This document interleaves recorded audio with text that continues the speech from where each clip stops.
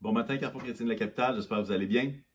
Je veux faire la deuxième partie de ces capsules pensées du jour concernant l'unité.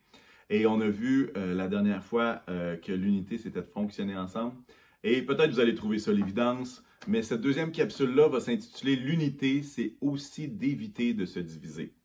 Je partage un texte rapidement. 1 Corinthiens 12, 25 va dire « Afin qu'il n'y ait pas de division dans le corps, mais que tous les membres prennent également soin les uns les autres. » Hein? C'est assez direct, hein?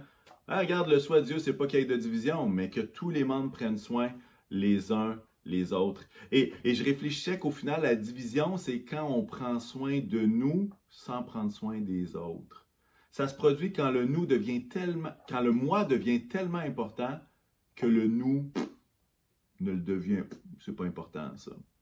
Et puis, et quand on parle de justement prendre soin les uns les autres, c'est l'évidence, hein? On ne peut pas prendre soin de quelqu'un lorsqu'on l'éloigne de nous, mais on peut prendre soin de quelqu'un quand on l'approche de nous. On ne peut pas prendre soin de quelqu'un qu'on exclut. On veut prendre soin de quelqu'un qu'on est dans l'aspect d'inclusion. Et saviez-vous qu'on peut prendre soin de nous sans rejeter les autres? Et savez-vous qu'on peut prendre soin des autres sans se négliger soi-même? Ici, l'encouragement, c'est justement d'éviter ces divisions-là, mais comment? En prenant soin des membres les uns les autres.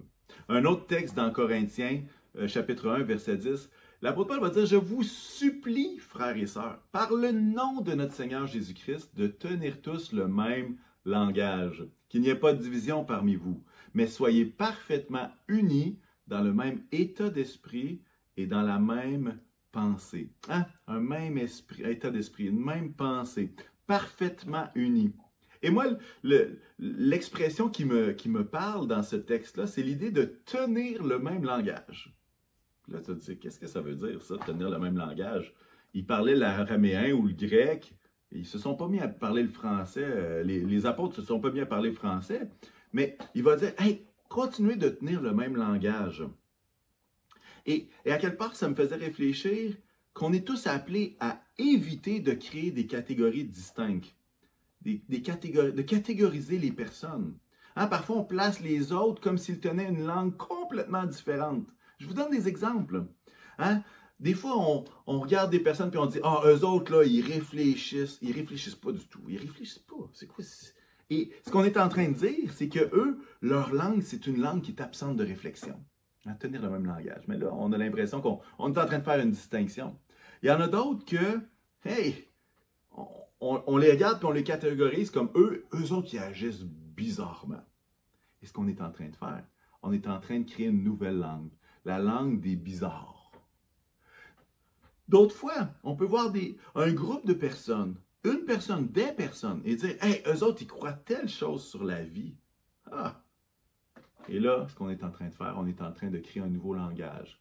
Le langage des croyances comme ci ou comme ça. Et vous savez quoi? La division a une terre très fertile quand on crée des catégories et des types de langage différents. Et comme je l'ai partagé dans cette première capsule que vous pouvez retrouver sur les médias sociaux, YouTube ou Facebook, elles sont là, l'unité, c'est justement de choisir un même langage, celui du caractère de Jésus, celui des valeurs communes qui nous sont chères. Hein? Et dans cette capsule-là, j'encourageais chacun à vivre avec une priorité de faire de l'humilité et de l'amour notre point qui nous unit. Bien, l'apôtre Paul va dire évitez de tenir un langage différent. Il va dire, hein, quoi? Il va dire, je veux juste trouver le bon. Tenez, je vous supplie au nom de Jésus-Christ de tenir le même langage. Dernier texte, encore dans Corinthiens, eux autres, il y avait un enjeu au niveau de l'unité. Ça va dire, et c'est l'apôtre Paul qui fait un cri du cœur, il dit, en effet, mes frères et sœurs, j'ai appris à votre sujet qu'il y a des rivalités entre vous. Je veux dire par là que chacun de vous affirme, moi je me rattache à Paul, et moi à Apollos, et moi à Céphas qui est Pierre, et moi à Christ. Et là, l'apôtre Paul va dire au verset 13, Christ est-il divisé? Paul a-t-il été crucifié pour vous? Et est-ce que c'est au nom de Paul que vous avez été baptisés? Et là, ce qu'on se rend compte, c'est que l'unité est un grand défi lorsqu'il y a des rivalités. Hein, on pourrait faire le même parallèle avec notre assemblée. Hein? Quelqu'un qui dit « Ah, ben moi, je suis de Pasteur Paul. Moi, je suis de Pasteur Jean-Fred. Moi, je suis de Simplice. Ou moi, je suis de ce prédicateur sur YouTube. » Au final, qu'est-ce qu'on apprend à travers ce texte? C'est que le centre de l'Église, c'est qui? Et ça devrait être sans hésitation. Le centre de l'Église, c'est Jésus-Christ. C'est lui qui est mort pour nous. Et l'encouragement, c'est justement de faire de Jésus le centre. Et d'éviter les rivalités parce qu'en Jésus-Christ, il n'y a pas d'autre nom. Il n'y a pas d'autre chose. C'est lui qui est le centre. C'est lui qui est la tête du corps, comme Paul va le mentionner dans ses épîtres aux Corinthiens. Et à quelque part, il y a cette idée de l'unité qui est d'éviter de se diviser. Comment qu'on peut faire ça? En prenant soin des autres, comme on l'a vu dans le premier passage.